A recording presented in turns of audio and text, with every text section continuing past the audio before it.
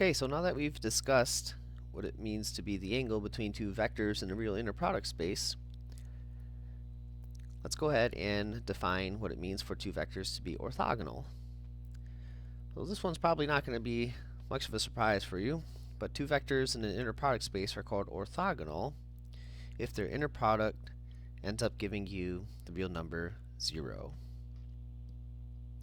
And that's it.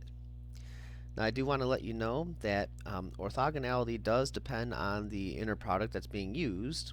Okay, so where if we're in two space and we're using the dot product or the Euclidean inner product, and we are able to establish that the vectors are normal to each other or orthogonal, that might not be the case anymore if we use a weighted Euclidean inner product.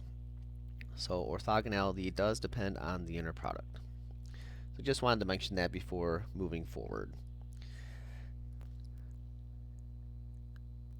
So what we're going to do is show that two vectors coming from polynomial space, subspace P sub 2 are orthogonal with respect to the standard inner product on P sub 2. Okay, so let me remind you of what that is.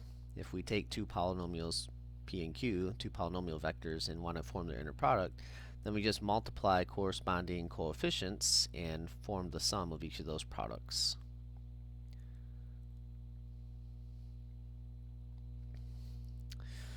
So with that, let's go ahead and form the inner product of these two particular polynomial vectors. So I'll multiply 2 and 4, so those are the constant terms of each of the polynomials. I'll add that to the product of -3 times +2, and then I'll add that to the leading coefficient of 1 times the leading coefficient of -2. So we're looking at 8 minus 6 minus 2, and that would definitely give us the real number 0, which would imply that P and Q are orthogonal.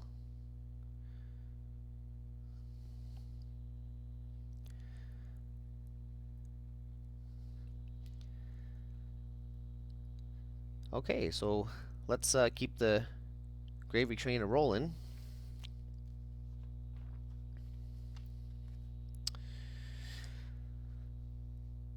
So I believe some of the verbiage of the example here is missing, but it should be included on the blank version of the notes. So I apologize in advance about that. But essentially, we're going to be working with a different inner product in this next example. And this inner product involves a definite integral, where if we want to find the inner product of two polynomial vectors P and Q, then we're going to take the definite integral from -1 to 1 of their product with respect to x. And we want to show that the polynomial vectors here are orthogonal again.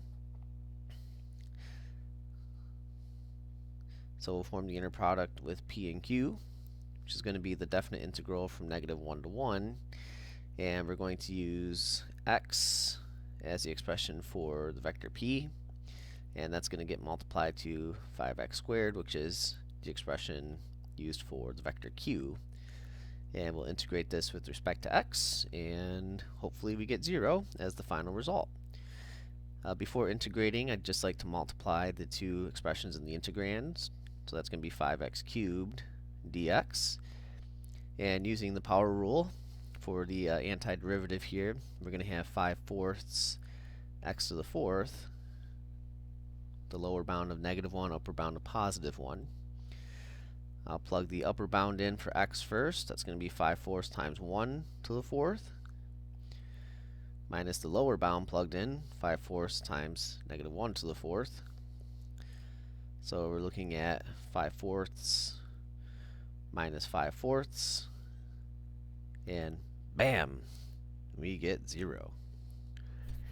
It's not just any ordinary 0, though. This is actually a dabbing 0 in disguise. But in all seriousness, this does mean that the vectors P and Q are orthogonal.